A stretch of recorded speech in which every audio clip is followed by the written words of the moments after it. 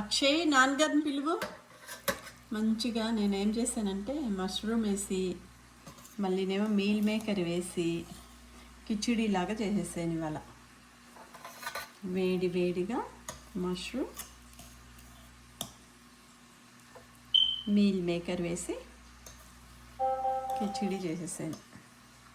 ఇప్పుడు దీనికి ఆవకాయ పచ్చడి, రుచి రుచిగా ఆవకాయ పచ్చడి.